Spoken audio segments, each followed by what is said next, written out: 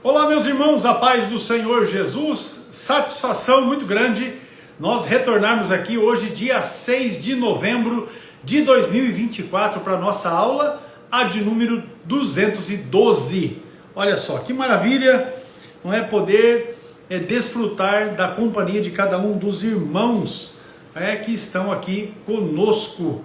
Eu quero já, de antemão, dizer aqui para você, e se você desejar, você pode fazer a indicação aí de onde é que você está nos assistindo, para que a gente possa mandar aí uma saudação, não é, a cada um dos irmãos. Alex, paz do Senhor, meu jovem, tá na bênção?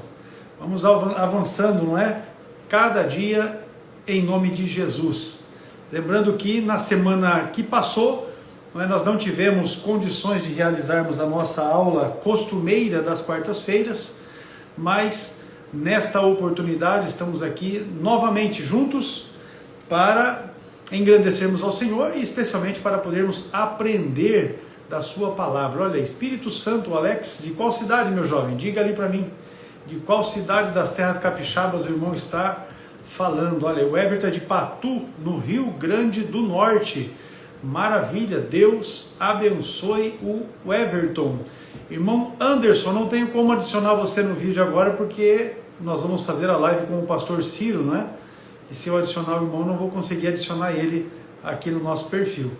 Alex é de Linhares, maravilha, Deus abençoe Linhares. Temos vários amigos aí na cidade de Linhares. Posso destacar aqui um deles, não é? Que é um parceiro que desde sempre nós estamos juntos, o pastor Orlando Luiz de Carvalho. Maravilha, tem a igreja ali no bairro Interlagos, não é? Muito bem. Paz do Senhor, Anderson, São João dos Patos, no Maranhão, o Júnior, Deus abençoe grandemente, Júnior, a sua vida. O Israel é de Montenegro, no Rio Grande do Sul. Sejam todos muito bem-vindos aqui para adorarmos a Deus. Janai Magalhães é de Rio Branco no Acre. Olha só que maravilha, bênção. Estivemos aí no Acre mês passado realizando formatura, né? Na capital. As duas formaturas foram na capital, em bairros diferentes aí, em ministérios diferentes, mas uma satisfação ter o irmão conosco aqui. Clodoaldo, Deus, o Jailma Rocha Nascimento, muito bem, seja bem-vindo, Deus abençoe grandemente. Quem mais aqui que está dizendo? O Gustavo está conosco, Deus abençoe. Júnior da Assembleia de Deus de Madureira, seja bem-vindo, os irmãos, para estar conosco. Pastor Evandro Carlos, olha aí que maravilha, o pastor Evandro fez um vídeo recentemente, publicou lá no canal dele, e nós curtimos e compartilhamos o livro, né? Os erros que os seminaristas devem evitar, seguindo, né, a ideia do pastor Ciro. Paz do Senhor, pastor Ciro, conte a bênção. Paz do Senhor, pastor irmão. Pastor Evandro não é fácil, não. Ele é terrível. Ele seguiu a sua ideia e já colocou lá os erros que os seminaristas devem evitar. Está no canal do pastor Evandro Carlos. Muito criativo, né? Com certeza. Muito criativo. Até já deixamos aqui a recomendação. Os irmãos procurem lá o canal do pastor Evandro Carlos no YouTube. Se inscreva no canal dele. Assista os vídeos. Ele sempre tem feito vídeos ali com assuntos importantes. E vale a pena você estar acompanhando o material. O Henrique é de São José do Rio Preto, São Paulo. Seja bem-vindo, Deus abençoe. Fê Lourenço, né? É de Guarulhos, na Grande São Paulo, Deus abençoe. Sejam todos muito bem-vindos. Olha aqui, o Rian está dizendo que estuda o curso médio em teologia do CETAD. Olha aí, maravilha. Irmã Miriam é a esposa do Alisson, Deus abençoe. Irmã Miriam, também seja muito bem-vindo. Erualdo Silva, qual é o assunto dessa noite? Está divulgado aí no nosso perfil no Instagram. Nós vamos falar sobre escatologia e aqui nós temos a vice-diretora, a irmã Eliane Denobi, está com a gente aqui, maravilha. Nós vamos falar sobre temas escatológicos hoje aqui. Inclusive, se o irmão me permite, né? A irmã Eliane fez aniversário recentemente. 40 e poucos. E aí queremos aproveitar aqui também para deixar registrado nesta live, né, os nossos parabéns à nossa querida irmã vice-diretora do CETAD, irmã Eliane Denobi Acioli, né? Denobi Acioli ou Acioli Denobi? Eliane Pagani Acioli Denobi. Olha, eu fico brincando falando que todas as pessoas que têm sobrenome com I no final são importantes, né? Com certeza. Então a irmã Eliane tem Pagani, tem Denobi, tem Acioli. E o Acioli. 3 sobrenomes com I no final, né? É gente fina mesmo. Não tenho dúvida. Fiorucci, Pavarotti, então, Ferrari, essa gente aí. Denobi, Acioli. Maravilha. Muito bem, pastor Evandro. O senhor é uma benção, viu? Pastor Evandro é um amigo, é uma benção. Seja bem-vindo para estar conosco. Pois bem, meu pastor, Donald Trump eleito nos Estados Unidos. Aleluia! Eu ia até colocar uma camiseta vermelha aqui, mas eu não falei nada com o irmão. Falei assim, não vou fazer isso não, porque eu não pedi permissão para o pastor Hercos, mas eu estava até pensando em colocar uma camisa vermelha hoje. Aí é tudo. Não é sempre que a gente pode usar a camisa vermelha, né, pastor Hercos? Mas hoje seria uma data que aqui no Brasil, vermelho, infelizmente, é o outro lado, né? Com certeza. O outro lado da força. Não tenha dúvida. O Anderson Blessed é o abençoado. O Anderson, você fique à vontade para fazer pergunta. Eu quero só aproveitar que os irmãos já entraram aqui. As perguntas que estão na pauta de hoje são perguntas que foram feitas anteriormente em outras lives. Os irmãos que tinham dúvidas registraram nos comentários. Então, se você tem alguma dúvida, você pode escrever ela no seu comentário, ainda que ela não seja vinculada ao tema de escatologia, ela vai ser devidamente registrada. E aí, no tempo oportuno, a gente vai estar também apresentando a sua pergunta para que o pastor Ciro possa estar respondendo e assim todos serem edificados. Essas perguntas de hoje nós puxamos da pauta na ordem que elas foram feitas, não é? E algum momento a gente corrige alguma palavra de português, alguma coisa ali, mas elas são exatamente conforme os irmãos escrevem aí para nós, não é? Nos comentários, tá joia? Então, qualquer dúvida, fique à vontade, escreva nos comentários, porque tudo é devidamente registrado aqui para poder estar atendendo os irmãos. Muito bem. Vamos lá. Produções Brian Finn, olha só, a igreja passará pela grande tribulação? Muito boa pergunta, né? Muito boa pergunta. Essa é uma questão, inclusive, recorrente aqui nas nossas lives. Mas, pastor Ciro, a nossa aula de hoje, 6 de novembro, é a nossa aula do número 212, e a primeira questão que nós temos aqui está relacionada ao texto do Evangelho que Mateus registrou, capítulo 24, e o versículo 14, o texto diz assim: e este Evangelho do Reino será pregado em todo o mundo, em testemunha a todas as gentes, e então virá o fim. A pergunta que o aluno fez é esta: Mateus 24, 14, diz respeito ao milênio? Muito boa pergunta, né? Então, quero aproveitar para saudar a todos com a gloriosa paz do Senhor, né? Aleluia. Me atrapalhei aqui. Tô igual aquele irmão que sempre antes do culto ele gostava de assistir os Trapalhões, né? Conhece essa história? Não conheço essa não. Ele chegava todo culto de domingo atrasado porque ele ia assistir os Trapalhões, que era das 7 às 8. Aí um dia ele chegou no culto, já 8 horas, escondidinho ali, dobrou o joelho, aí o pastor viu ele. Ô, nosso irmão tá chegando aí, vamos ouvir uma palavra pelo nosso irmão que acabou de chegar. Aí ele nervoso lá, foi saudar os irmãos, falou, saúde dos Trapalhões que eu posso. Aí na hora ele falou, oh, meu Deus, irmãos, quero pedir perdão que todo domingo eu antes de vir para o culto eu assisto os Trapalhões. E hoje Deus me envergonhou aqui, que eu me atrapalhei, mas eu quero pedir perdão, eu quero dizer que nunca mais eu vou chegar atrasado, que eu não vou mais fazer isso, né? Pronto. Pois é. Mas saúdo os irmãos com a paz do Senhor, é um prazer estar aqui mais uma vez, nesta live de número 212. Pastor Hércules, agradeço pela oportunidade, né? Como diz o assembleiano, né? Agradeço por essa rica oportunidade. Rica oportunidade. Né? E vamos lá, Mateus 24 e 14. Este evangelho do reino será pregado em todo o mundo, então virá o fim. Então, este ponto é importante, então virá o fim. Por quê? Porque Jesus já tinha dito, não é?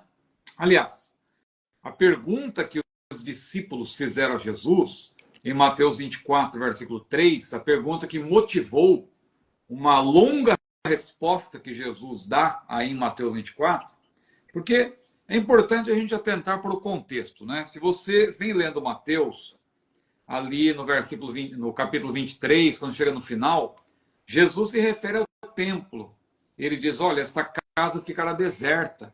Ele já está ali falando que o templo seria destruído. Jesus, ele fala contra os fariseus, que praticamente idolatravam o templo, né? O templo para eles era algo assim muito importante, e não só por causa da importância que tinha no sentido religioso, mas porque era um lugar muito bonito, era um templo muito suntuoso, né? O templo de Herodes, né?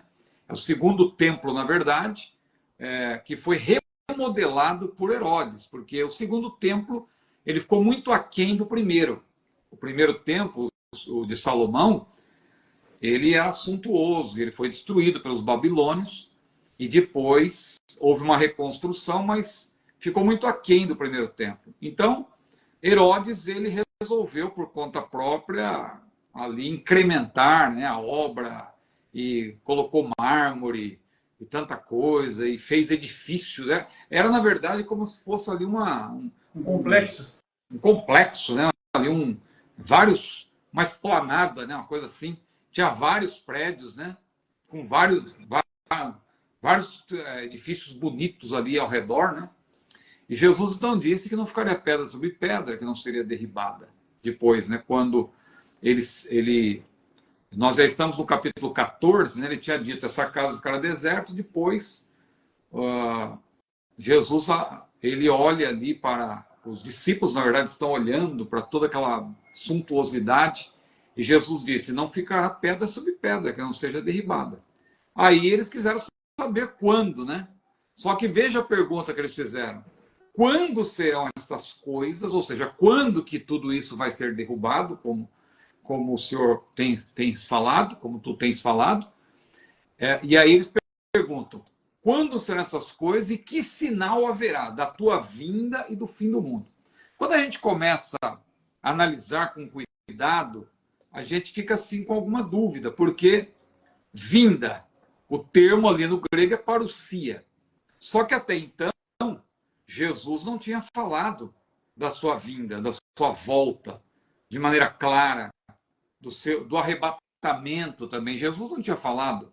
Então, o que os discípulos quiseram dizer ali? Que sinal haverá da tua vinda e do fim do mundo?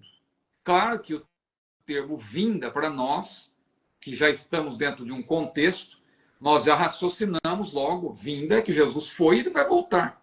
Então, essa é a vinda. Só que os discípulos não tinham bem esse pensamento de que Jesus iria para depois voltar. Porque o termo parousia também significa presença, ou seja, a presença vitoriosa, a presença de alguém que vem para vencer. Então, eles estavam esperando o libertador, do ponto de vista político. Então, eles queriam saber quando serão essas coisas, que sinal haverá da presença triunfante do rei, já que tu és o rei, quando será essa sua presença como rei? Porque até agora nós só estamos vendo uma pessoa simples, humilde, e nós esperávamos um Messias que viesse para reinar. Quando serão essas coisas? Que sinal haverá da tua vinda? Só que Jesus, quando ele vai responder a pergunta, ele acaba falando, na verdade, da segunda vinda, que os discípulos não entendiam muito bem, né? Da vinda de Jesus em poder e grande glória. Isso é importante. Só que a pergunta deles, ela é tripartida. Há muita gente que diz que não, mas está clara. É só você olhar para a frase, quando serão estas coisas, ou seja, essas coisas que Jesus tinha falado, a destruição do templo. E que sinal haverá da parousia e do fim do mundo, claramente, fim do mundo. Ora, fim do mundo não é a vinda de Jesus, porque a vinda de Jesus não põe fim ao mundo. A vinda de Jesus não é para pôr fim ao mundo, claramente, porque ainda teremos o milênio. O milênio é literal. Então, claro que há irmãos que são amilenistas, mas nós já explicamos aqui que o amilenismo ele não se sustenta.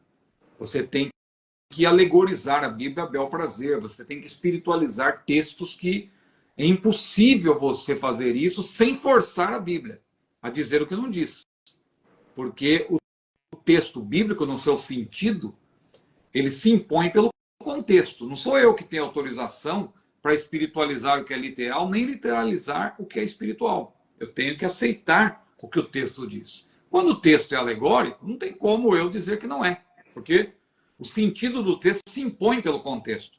Quando o texto não é alegórico, é algo literal, não tem jeito também. Como que eu vou alegorizar aquilo que é literal?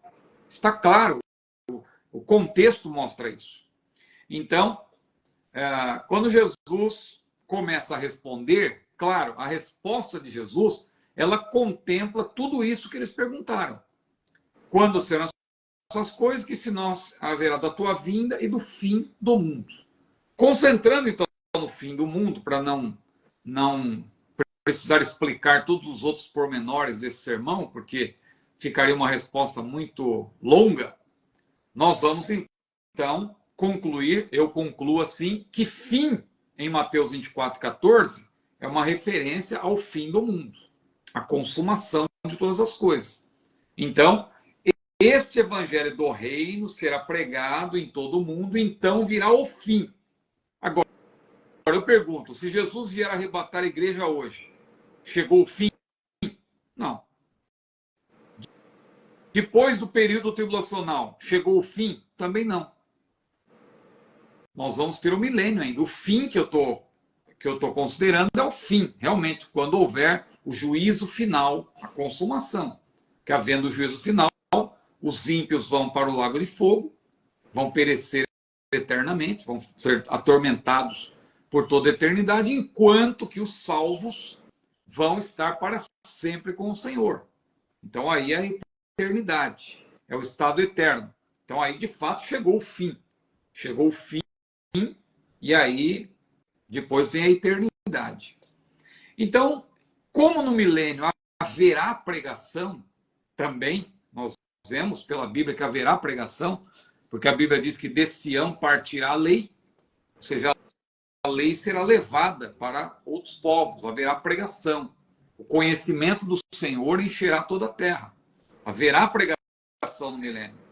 Se haverá pregação no milênio, então, e se o texto de Mateus 24:14 está ligado ao fim, eu posso dizer que esse evangelho do reino é o mesmo evangelho do Senhor, que está sendo pregado hoje, vai ser pregado no período tribulacional, porque no período tribulacional haverá salvação, e continuará sendo pregado no milênio, porque no milênio haverá povos naturais na terra, pessoas que vão nascer durante o milênio, durante 1000 anos. Veja quanta coisa. O que não aconteceu, por exemplo, do ano 1001 para o ano 2000, no espaço de 1000 anos. Olha quantas coisas que aconteceram entre o ano 1001 e o ano 2000, 1000 anos. Agora imagine um período de 1000 anos. Quantos nascimentos vão acontecer, quantas coisas vão acontecer nesse período em que o Senhor vai estar reinando. Então é evidente que precisará haver pregação do Evangelho. As pessoas não vão nascer no milênio já salvas, conhecendo o plano da salvação, porque elas vão estar debaixo da natureza. Serão povos naturais, né? A esfera, o que prevalece na Terra é o homem natural. O homem natural. A igreja, claro, ela vai estar glorificada, a igreja estará com o Senhor. Mas haverá vida natural na Terra. Claro, haverá uma nova configuração, porque não não vai haver ferocidade dos animais, haverá longevidade, as pessoas vão viver muito mais tempo, o mundo estará em paz, não vai haver guerras. Claro que haverá prosperidade para todos. Vai ser uma nova configuração. De fato, haverá uma nova ordem mundial. Se fala tanto em nova ordem, de fato haverá uma nova ordem no milênio. Mas haverá necessidade de continuar ainda haverá, será necessário pregar a palavra. Então, esse versículo de Mateus 24:14 diz respeito ao milênio, mas não só ao milênio, também tudo aquilo que aponta para o reino, não é? Hoje, claro, a gente não fala, a gente não adjetiva dessa forma. Só que Jesus, quando começou a pregar, a Bíblia diz que ele já pregava o evangelho do reino. Porque o reino tem a sua esfera presente, a sua esfera já na atualidade, porque a Bíblia diz que o reino de Deus não é comida nem bebida, mas justiça e paz. Então, em certo sentido, nós já fazemos parte do reino, no plano espiritual, mas claro, Jesus vai reinar na terra, literalmente, e o reino de Deus é eterno também. Então, nós não podemos limitar o sentido desse evangelho do reino e dizer que ele diz respeito apenas ao milênio. Eu penso que esse termo aí ele é amplo.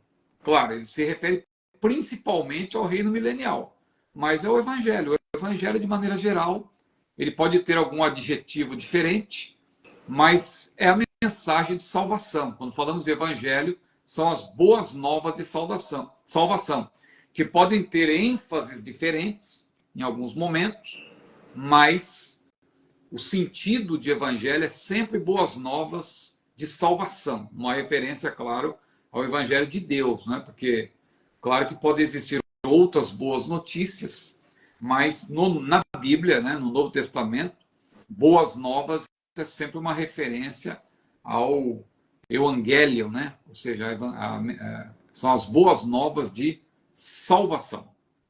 Muito bem, pastor. Está respondida a questão, fica bastante claro, né?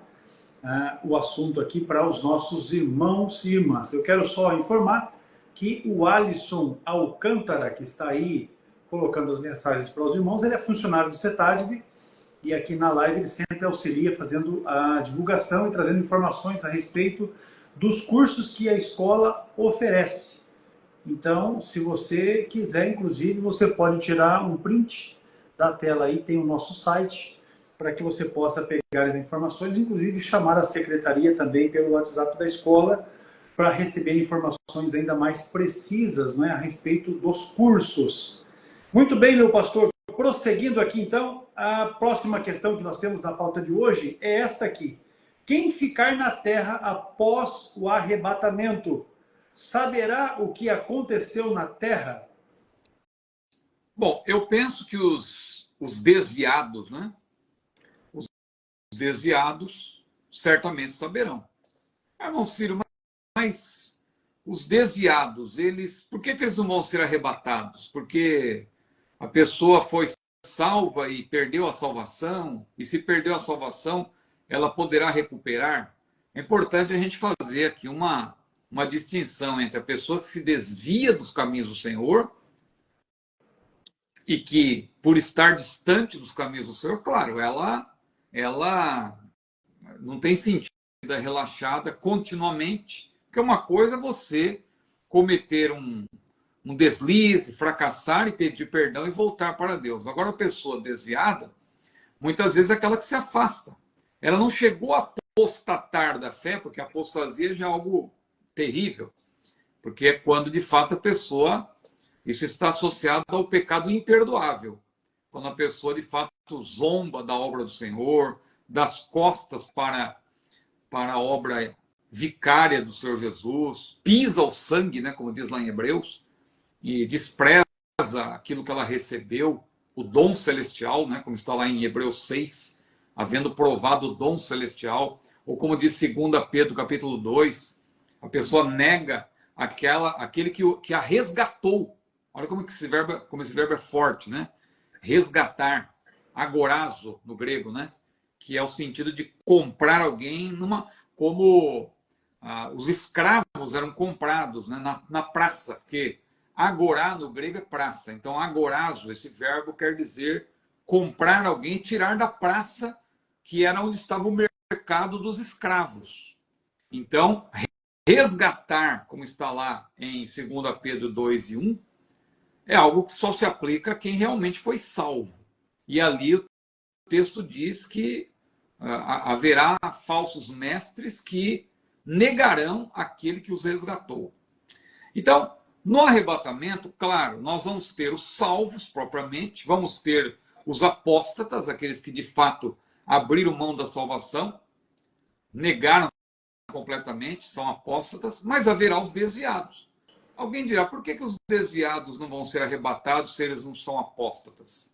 Ora, porque não tem sentido Deus mandar-nos, Deus nos manda vigiar, estar pronto, vigiar e pois e tal, tanta coisa, tem que estar preparado e a pessoa viver uma vida relaxada. Não, você tem que estar preparado para o arrebatamento. Então, essas pessoas que estiverem desviadas dos caminhos do Senhor, claro, elas não chegaram ao ponto de apostasia, elas conhecem o caminho, mas não estão servindo a Deus, não estão nos caminhos do Senhor, e elas, eu penso que elas, quando houver o arrebatamento da igreja, essas pessoas, evidentemente, elas vão saber o que aconteceu, e eu creio que elas vão voltar, muitas delas voltarão para o Senhor e vão passar pelo período tribulacional, um período horrível, em que aquele que perseverar até o fim, e de fato, que manter-se fiel, será salvo. Claro que a salvação não é pela própria vida da pessoa, porque a salvação é sempre pela graça. Mas a Bíblia diz que o anticristo fará guerra aos santos. Os santos são não somente os judeus convertidos, mas também aqueles que vão se converter dentro do período e também os desviados, que vão se voltar para o Senhor. Com respeito aos ímpios que foram evangelizados e não deram ouvido às palavras de Deus, claro que eles também vão se lembrar. Se alguém pregou para essas pessoas sobre o arrebatamento, as pessoas vão falar assim, olha, os crentes falavam, né, que ia haver um arrebatamento. Então, eu creio que vai haver um despertamento nesse sentido e muitas pessoas também poderão se converter dentro do período tribulacional por conta dessa mensagem que ouviram antes do arrebatamento. Agora, nós temos que observar também que o anticristo, ele não vai ser alguém que vai se revelar como o anticristo. Muita gente não para observar isso. As pessoas pensam que o anticristo, quando ele se manifestar, ele vai dizer, olha, eu sou o anticristo, eu sou contra Cristo. Não. Ele vai se apresentar como o próprio Cristo. Ele, quando ele se revelar como um preposto de Satanás, quando ele tiver consciência disso, porque eu penso que, num primeiro momento, claro, o anticristo é uma pessoa como qualquer outra, que vai estar seguindo à risca a agenda de Satanás, só que em determinado momento ele será possuído de fato por demônios, ele vai ter a convicção de que ele é ali o anticristo, só que ele vai se valer de engodo. O seu nome no grego é pseudocristos, né? Que é pseudo, quer dizer, falso Cristo. Ele não é apenas um anticristo, aquele que se levanta contra Cristo, mas ele é também um falso Cristo, porque o diabo ele vai formar uma tríade satânica. Olha que interessante, o diabo ele vai ter a sua falsa trindade, que nós chamamos de sataníssima trindade, né? Que tem a santíssima trindade, ele vai formar a sataníssima trindade, formada pelo dragão, que é o antideus pai, o diabo, o anticristo, cujo nome já diz é o anticristo, aquele que se levanta contra Cristo, e o falso profeta, que é o anti-espírito, porque o Espírito Santo, Jesus falou a respeito do Espírito Santo, ele me glorificará. O falso profeta, ele vai glorificar o anticristo. Então, ele é na verdade, o imitador do Espírito Santo. Aí, essa falsa trindade, essa tríade satânica, vai ter também uma igreja, uma falsa igreja. Assim como Cristo disse, edificarei a minha igreja e as portas do inferno não prevalecerão contra ela, a sataníssima Trindade vai ter uma igreja, que é chamada de Babilônia. Que a Babilônia, que é apresentada nos capítulos 17 e 18 de Apocalipse, é mais propriamente um sistema, né? Um sistema político, religioso, econômico, de ordem mundial, né?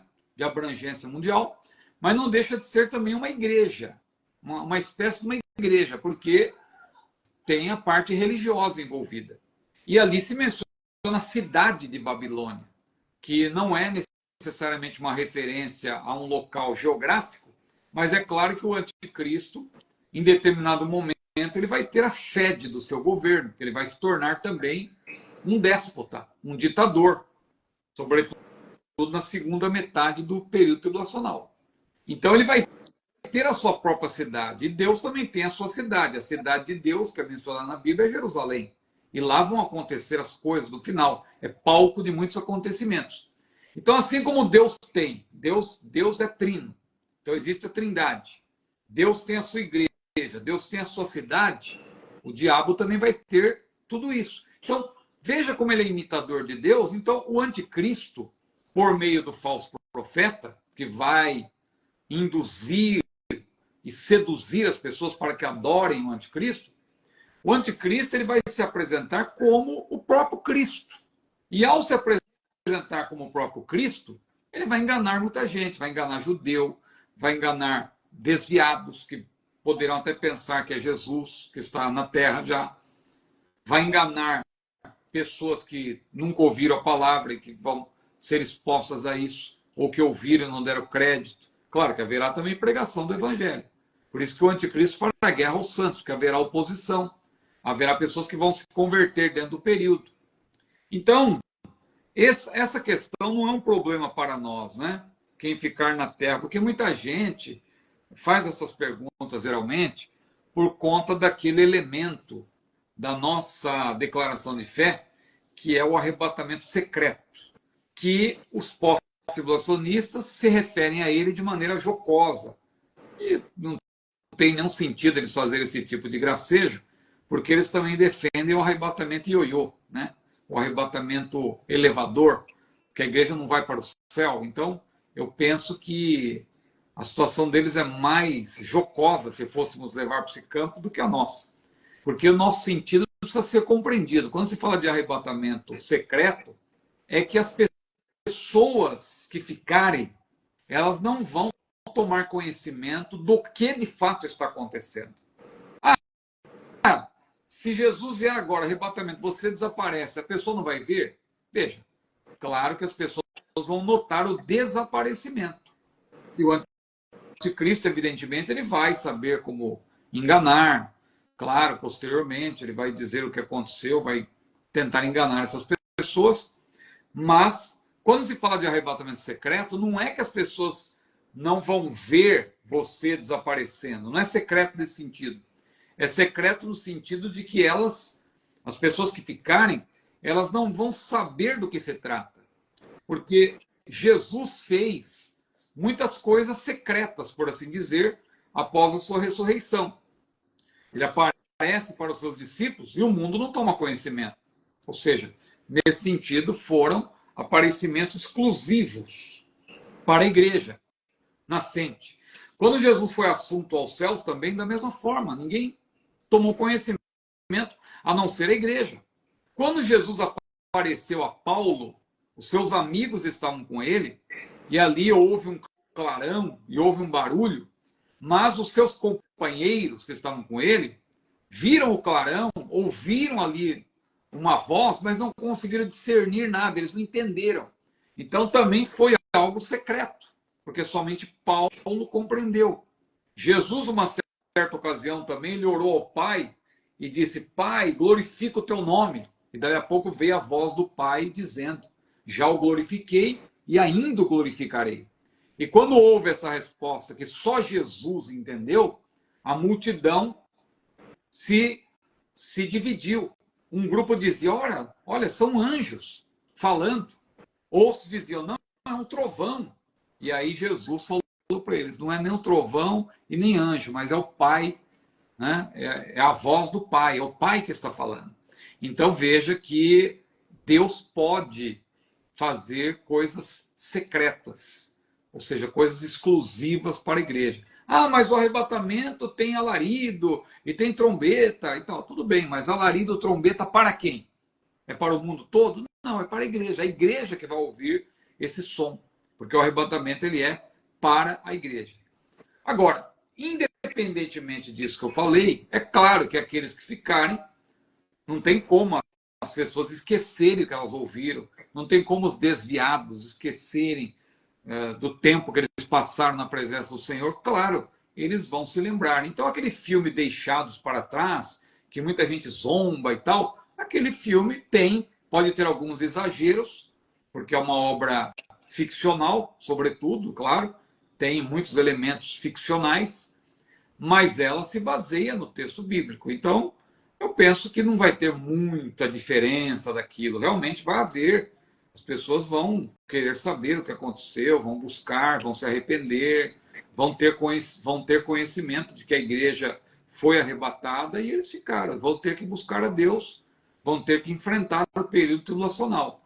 Né? Alguém zomba dizendo, então você crê na segunda chance? Pois é, tem gente que coloca nesses termos como que querendo dizer que o período tribulacional é como se fosse uma prorrogação de uma partida de futebol. Não, vai ser algo muito terrível. Não queira você estar na Terra nesse período, a menos que você queira realmente sofrer e tal. Muita gente brinca com isso. Não, se eu não for durante o tempo normal, eu vou na prorrogação e tal. Pois é, tem gente que leva para esse lado. Mas o fato é que vai haver salvação dentro do período tribulacional. Então, respondendo objetivamente, eu creio que quem ficar na Terra, claro, não todos, né, mas aqueles que foram expostos a esse tipo de ensinamento ou pregação sobre o arrebatamento da igreja, a pessoa vai saber o que aconteceu e vai, claro, ter oportunidade de ser salva dentro do período. Mas lembrando que o inimigo, ao mesmo tempo, ele vai usar todo o seu poder para enganar. E o anticristo não vai se apresentar como anticristo. Ele é o anticristo, mas ele vai se apresentar como se fosse o verdadeiro Cristo. E vai enganar muita gente, pode ter certeza disso. Com certeza. Porque hoje sem a influência direta dele, já muito crente é enganado, pois né? O povo não se dedica à escritura, a aprender a respeito da escritura, e facilmente são levados por ventos de doutrina de toda espécie, pois né? É. Então a gente já consegue ter essa conclusão de que muita gente será enganada. Basta a pessoa ver algum tipo de sinal, algum milagre, que ela já aceita qualquer coisa. E olha que a própria Bíblia está dizendo que ele fará, exatamente. Né? Fará sinais e enganará muitos e tal. Então, cabe ao crente fiel de fato, né, se voltar para o Senhor e a sua palavra para ter aguçado, né, os filtros para que não caia nesses engodos, nesses enganos, né? Pois bem, meu pastor, maravilha, muito claro o posicionamento. Vamos lá, então. A próxima questão que nós temos aqui fala a respeito de pré-ira, o posicionamento teológico conhecido como pré-ira. A pergunta é, este posicionamento pré-ira seria uma boa base para defender a iminência, né, da volta de Cristo e ainda assim justificar o sofrimento dos santos sem estarem na taça da ira? Então, só para explicar, quando nós falamos do tribulacionismo, que é o segmento da escatologia que estuda o período tribulacional de 7 anos, nós temos 3 escolas, são as mais conhecidas, não é? O pré-tribulacionismo, o pós-tribulacionismo e o mesotribulacionismo, né? O pré-tribulacionismo crê que Jesus arrebata a sua igreja antes do início do período tribulacional. É a nossa escola, a nossa posição. O mesotribulacionismo crê que a igreja será arrebatada no meio desse período. Então ela passa por uma parte do período tribulacional e vai ser arrebatada na última trombeta, que eles falam que eles associam a 7ª trombeta tocada por anjos com a última trombeta, que é a trombeta do arrebatamento, que põe fim à era da igreja, que a gente já explicou aqui que não tem fundamento esse argumento, não é? Até porque Apocalipse é uma revelação exclusiva que Deus deu para João, especialmente essa parte da última trombeta, porque antes de João falar da última trombeta, ele ainda come o livrinho. No capítulo 10, que comer o livrinho ali significa que ele recebeu algo exclusivo, inédito. Comer o livrinho ali significa que ele está recebendo uma revelação inédita, assim como Ezequiel, para profetizar, ele comeu o livro também, ou seja, ele recebeu a mensagem. É esse o sentido. Então, 30 anos depois do que Paulo falou, foi que ali Apocalipse foi composto, foi escrito. Então, não tem sentido Paulo citar uma profecia que nem existia, que não tinha sido proferida, não tinha sido escrita. Então, é claro que a última trombeta de 1 Coríntios 15, 52 não é a mesma sétima trombeta. Mas só para explicar rapidamente, então, há 3 grupos gerais sobre o tribulacionismo: o pré, o meso e o pós. O pós é aquela escola que diz que a igreja passa pelo período tribulacional e Jesus vem após esse período para não para levá-la para o céu, porque o pós-tribulacionismo é uma teoria que diz que a igreja não vai para o céu, né? Jesus vem, na verdade, já para estabelecer o milênio na Terra. Então, é algo estranho, porque a igreja sobe e tem que descer, ela não entra no céu. Por isso que, por isso que eu brinquei, eu falei do arrebatamento ioiô, né? Agora, além dessas 3 posições clássicas, foram surgindo outras posições derivadas destas, que eu mencionei.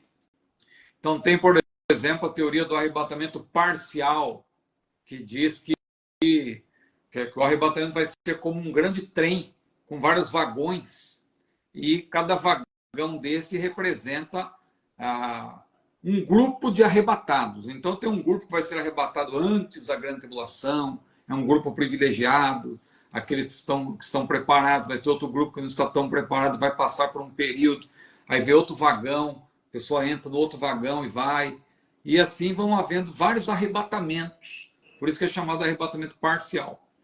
E tem essa teoria aí do arrebatamento pré-ira. Essa teoria do arrebatamento pré-ira é, na verdade, uma teoria mesotribulacionista. Só que ela difere um pouco do mesotribulacionismo clássico, porque o arrebatamento pré-ira divide os 7 anos do período tribulacional, que perfazem 84 meses, que 7 anos são 84 meses.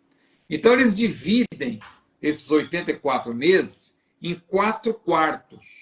Então, nós vamos ter 4 quartos de 21 meses. Então, 21, 21, 21, 21. Essa teoria da pré-ira diz que Jesus ele vem só no último quarto, ou seja, no início dos últimos 21 meses, que na ideia deles, na teoria deles, é quando começa de fato a ira de Deus. Porque, segundo eles, o período tribulacional não é um período total de ira de Deus. A ira de Deus só se manifesta no último quarto. No primeiro quarto, no segundo quarto, no terceiro quarto, tem ira, mas não é a ira de Deus. Tem a ira do diabo, tem a ira dos homens, mas a ira de Deus mesmo, só no quarto quarto, que é uma teoria infundada. Porque quem está no controle do período tribulacional desde o início é o Cordeiro. O Cordeiro de Deus é que quebra os selos. Pode ver. Lá em Apocalipse 5 você vê que o Cordeiro recebe, Cordeiro que é Jesus, que também é o leão da tribo de Judá, ele recebe o livro selado da mão do Pai, de Deus o Pai, que está sentado no trono, e ele então começa a quebrar os selos. Na medida que o Cordeiro quebra os selos, juízos, coisas ruins, negativas, vão acontecendo na Terra. Agora, quem que está no controle? Alguém dirá, não, os cavalos ali, os cavaleiros, não vêm da parte de Deus, porque um cavaleiro representa a morte, outro cavaleiro representa a guerra, outro cavaleiro representa a fome, o outro cavaleiro representa o anticristo, que é o primeiro. Como que esses cavaleiros vêm da parte de Deus? Sim, eles não vêm da parte de Deus, mas eles são liberados, por assim dizer, pela direção do Cordeiro que quebra os selos. E se você ler o capítulo 6 de Apocalipse com atenção, você vai ver lá, na altura do versículo 17, mais ou menos, que se menciona a ira de Deus e do Cordeiro. E o tempo verbal ali que aparece é um tempo que diz que um evento já começou. Não é que ele está guardado para acontecer no futuro, ele já começou. Então a ira de Deus ali, ela já chegou. A ira do Cordeiro, ela já está em curso. Então você percebe que desde o primeiro selo, a ira de Deus já está presente. A ira de Deus não se manifesta só no momento dos juízos mais intensos, lá nas taças da ira, porque a ira de Deus é derramada na terra mediante selos, trombetas e taças. São juízos gradativos. Eles vão se intensificando, mas todos são juízos de Deus. Os 7 selos, as 7 trombetas, as 7 taças são sequenciais. E é Deus julgando, é Deus tratando com a terra e permitindo, nesse julgamento de Deus, ele permite também que a ação do mal tenha liberdade. O diabo tem a liberdade para agir. Os demônios vão estar cumprindo um papel dentro da vontade de Deus.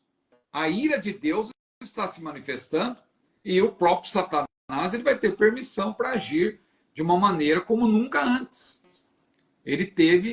Nunca ele teve uma permissão para agir como ele vai agir no período tribulacional. Tanto que lá em Apocalipse 12 também diz que já ali é uma ênfase para a segunda metade do período tribulacional, ele desce, ele é precipitado, na verdade, e ele vem cheio de ira, sabendo que pouco tempo lhe resta. Ele quer fazer miséria, como se diz, porque é a natureza dele. Alguém dirá, não, Deus quer isso, então o diabo ele vai contra a vontade de Deus. Se Deus quer julgar o mundo, o diabo ele vai fazer o contrário. Ele não vai fazer nada contra a terra, porque ele vai... Não, mas é da natureza dele. É como aquela história do escorpião, lá que pediu para ir... Hã? Não resistiu. Como que é o escorpião que quis ir lá em cima de um... Ele queria fazer a travessia, mas foi nas costas do sapo. Costas do sapo, então. Aí o sapo falou assim, não, meu amigo, mas você... E se você me picar e tal? Não, que isso, de jeito nenhum. Eu só quero atravessar aqui o rio aqui, quero que você me ajude. Aí o sapo acreditou, mas quando estava lá no meio, o escorpião, os dois morreram, né, na verdade, porque os dois estavam no meio do rio. Aí, só que antes dos dois afundarem, o sapo falou assim, ô escorpião, como que você faz uma coisa dessa, meu amigo? Você falou que a gente ia atravessar aqui, você não ia fazer nada. Aí o escorpião falou assim, pois é, mas é da minha natureza, não tem jeito. A natureza dele é da ferroada. Então o diabo é da natureza dele fazer o mal, ele não faz o bem. Ele é o príncipe das trevas, ele é homicida. Então não tem jeito. Ele vai fazer o mal mesmo. Fazer o mal contra até mesmo aqueles que são seus adeptos. Porque quando você lê sobre a Babilônia, que vai caiu a grande Babilônia, o que é a Babilônia? A Babilônia, a priori, ela é justamente o sistema anticristão. É o sistema do anticristo. Só que se você ler lá os capítulos 17 e 18, você vai ver que o próprio anticristo se volta contra a Babilônia. Ele vai destruir a Babilônia. Mas como? Ele vai destruir o seu próprio império? Pois é, porque aquele já terá ficado obsoleto. A falsa religião mundial, né, que é uma composição de todo tipo de religião, já não servirá mais. Por quê? Porque o falso profeta ele vai implantar o próprio culto de adoração ao anticristo. Então, aquela Babilônia, ela vai ser posta de lado e vai ser colocado no lugar dela o próprio culto ao anticristo. Então, é o mal de todo jeito se impondo, com a permissão de Deus. Então, da mesma forma, essa posição pré-ira, ela é equivocada, porque ela considera que a ira de Deus só se manifesta no último quarto do período tribulacional, mas não é verdade. A ira de Deus está presente. Claro, ela vai se intensificando, mas ela está presente desde a primeira metade. Aí o irmão mencionou alguma coisa de iminência aí na pergunta, mas a teoria pré-ira, assim como o mesotribulacionismo, é contrária à ideia da iminência, porque a iminência significa que Jesus pode chegar a qualquer momento, sem nenhum aviso, mas se ele já estabelece que Jesus virá no início do último quarto do período tribulacional, então você já não tem a iminência, você tem uma previsibilidade.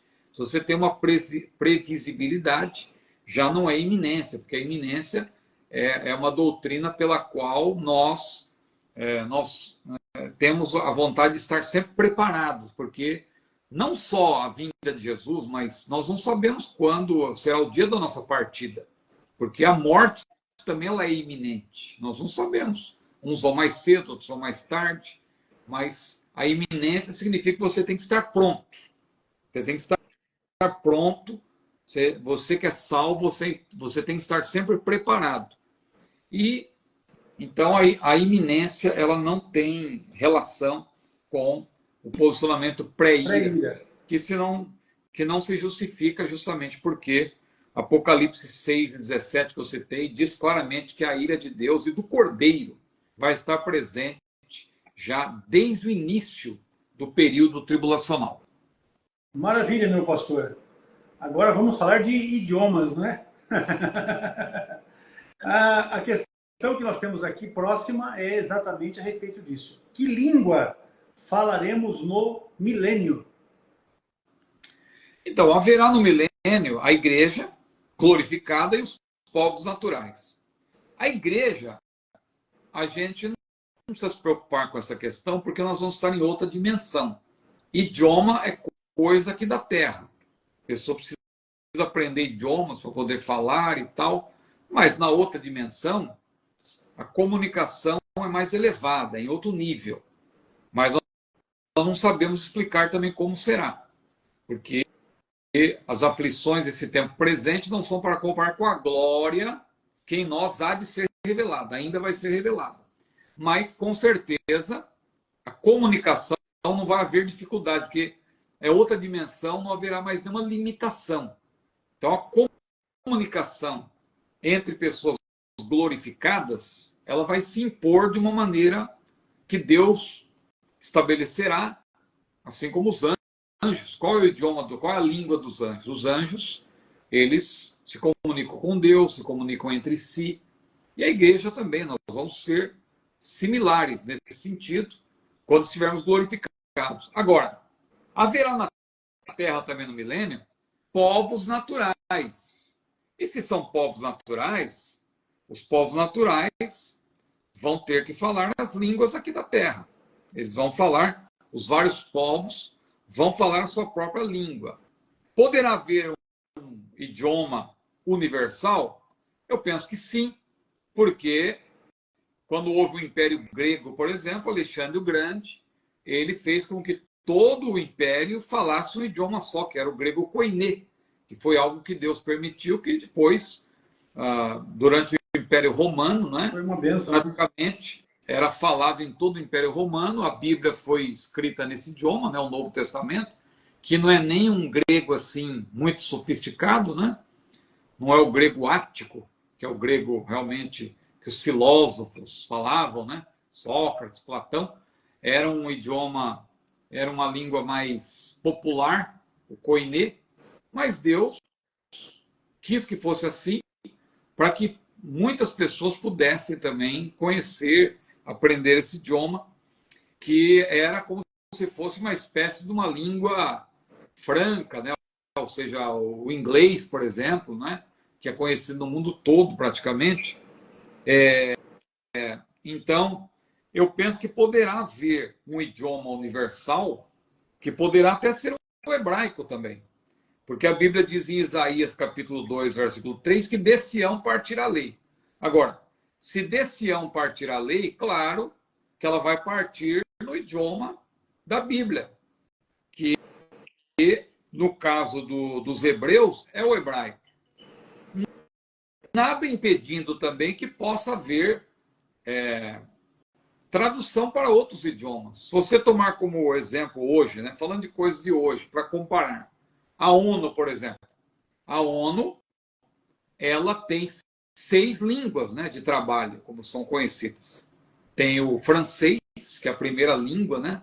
A diplomacia toda, ela estava no francês, depois o inglês cresceu muito, mas tudo que é feito na ONU os documentos, na verdade, eles precisam ser apresentados no francês, traduzidos para o inglês, o espanhol, o russo, o chinês e o árabe. 6 línguas, né?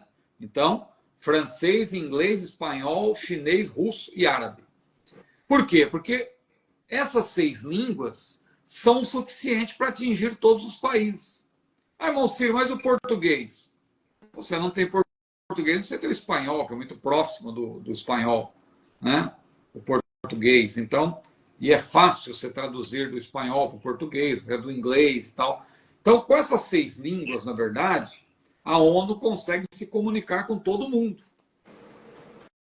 Não precisa ter um idioma só, porque tem vários países, vários povos. Então, como no milênio haverá vários países, vários povos, talvez haja, a Bíblia não dá esse detalhamento, não é? Mas como serão 1000 anos de reino do Senhor Jesus, eu penso que poderá haver uma língua universal entre os povos naturais. Agora a igreja, como diria um certo jogador de futebol, já vai estar em outro patamar, né? A igreja é outro nível. É outra dimensão, né? Não lembra daquele jogador que falou, né? Aqui é outro patamar, né? Pois é. E aí a igreja vai estar em outro patamar, porque a igreja vai estar em outra dimensão. A igreja não vai estar mais limitada a esse tipo de coisa da terra, idiomas da terra. Mas os povos naturais, esses sim, eles vão ter que receber a lei e vão ter que entender a lei. Então eu penso que num primeiro momento, claro, haverá a tradução para a língua de cada povo, né? Mas eu não vejo dificuldade também para o Senhor estabelecer que todos falem uma única língua. Ou posso até conhecer outras línguas, mas haja uma língua pela qual se comunique a lei do Senhor. Maravilha, maravilha, fica claro essa questão. Meu pastor, vamos para mais uma e aí nós vamos encerrar. Haverá morte no milênio? É a última questão da nossa... Não a última da pauta, porque a pauta tem mais uma, mas a última para a nossa aula de hoje é número 212.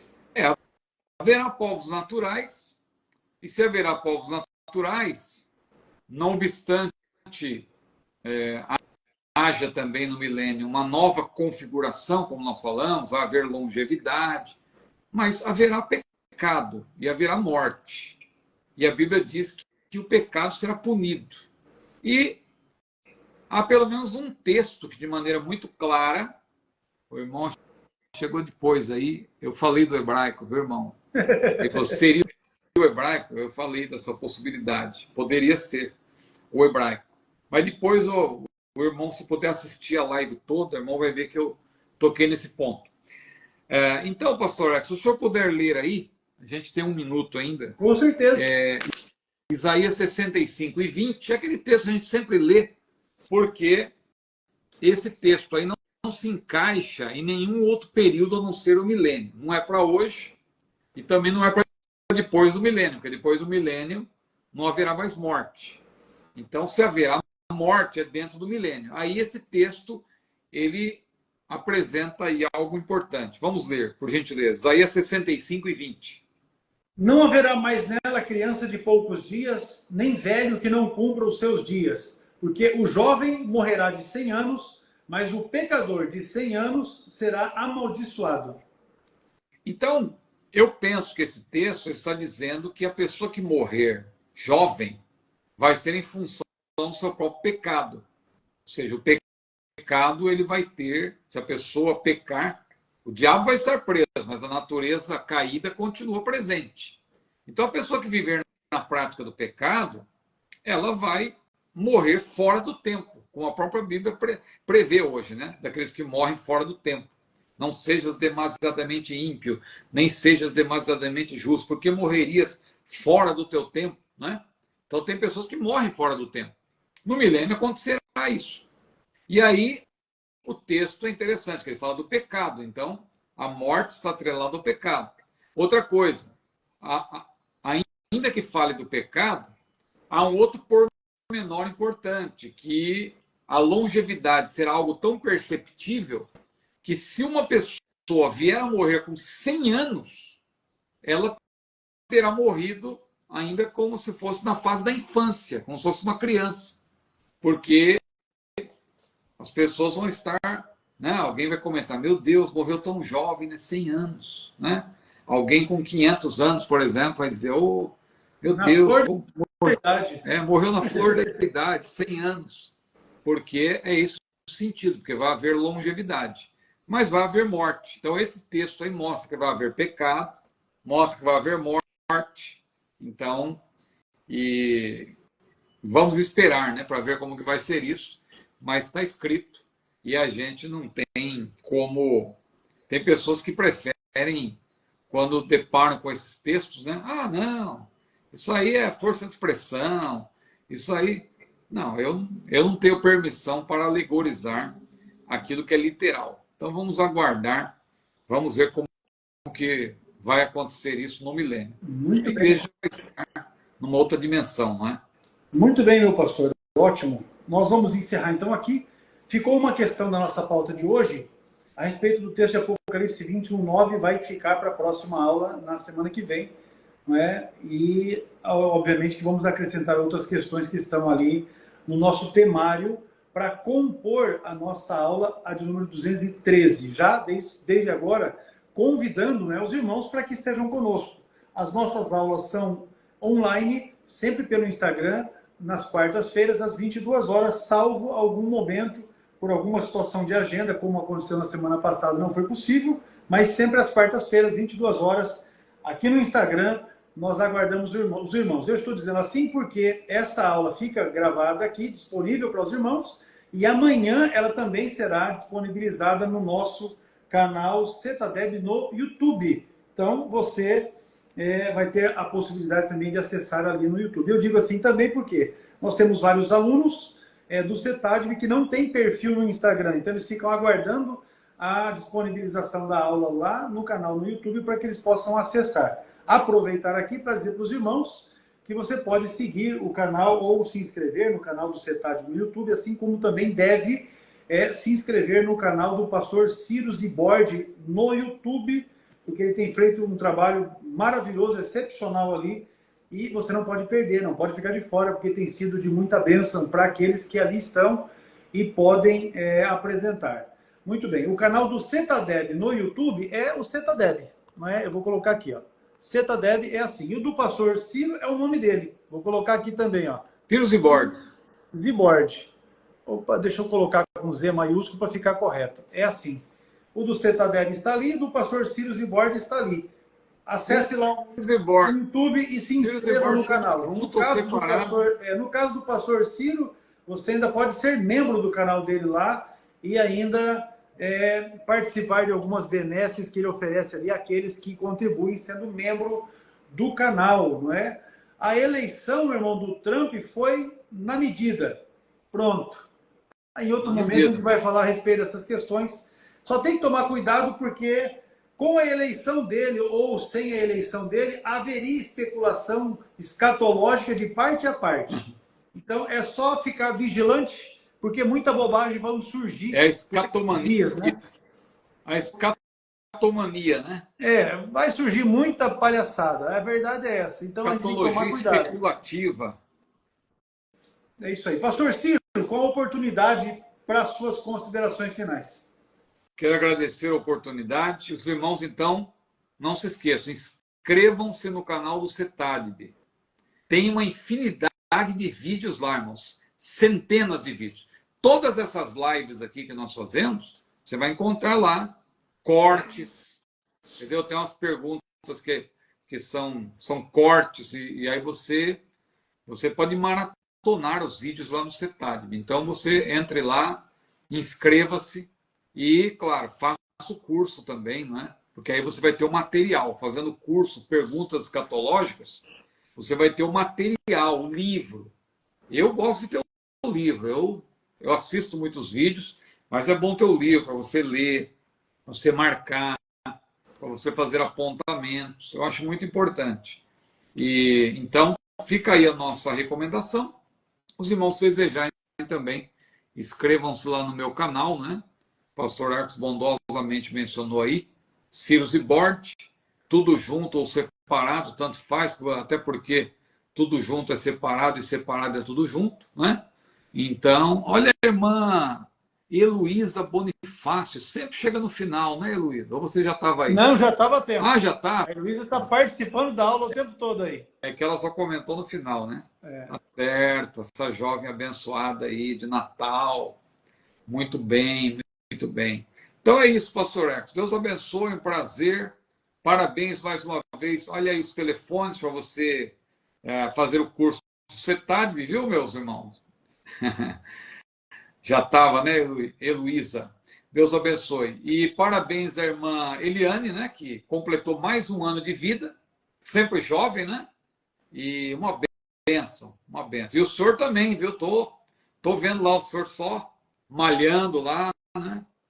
Precisa, né, meu irmão, para melhorar. O dia desse está pegando a gente aqui. Eu comecei a fazer uma musculação também, mas por enquanto eu estou só desenferrujando. Ainda não deu para aparecer nenhum músculo ainda. Daqui a pouco eu vou.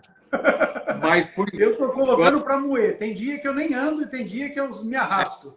Mas vamos que vamos. Por enquanto eu estou nessa fase aí, o ombro aqui, eu tenho um problema sério nesse ombro aqui, né? Uhum. E o cotovelo também que eu quebrei. Não, mas você tem que ir devagarzinho, até que destrava. Tem que ir destravando aos poucos, né? Mas é isso aí, tem que cuidar do corpo, né, pastor? O templo do espírito. Olha a irmã Ivone aí. A irmã Ivone não perde, está sempre presente. A irmã Ivone não perde, a irmã Ivone é uma bênção, né? Então tá bom, pastor X. Maravilha. Vamos nessa força, né? Vamos avançando em nome de Jesus. Meus irmãos, eu quero agradecer aqui a presença, não é? A presença de cada um dos irmãos, aqueles que chegaram desde o início, que ficaram até o fim, aqueles que chegaram em algum momento e estão conosco aqui. Deus abençoe vocês, Deus abençoe a família de vocês. Se vocês desejarem, o pastor levanta desde o comecinho. Seja abençoado, meu pastor. Maravilha. Se você deseja ser aluno do CETADB, está fixado aqui nos comentários o nosso site. Você acessa o site, ali tem informações sobre os cursos e também tem ali o linkzinho para você nos chamar pelo WhatsApp e também ter informações ainda mais completas a respeito de cada um dos cursos, o fato de que você pode ser aluno do CETADB e fazer aí a sua formação teológica e educacional conosco. Será, com certeza, para nós um privilégio poder atender você. Deus abençoe a todos. Bom descanso, meus irmãos. A paz do Senhor.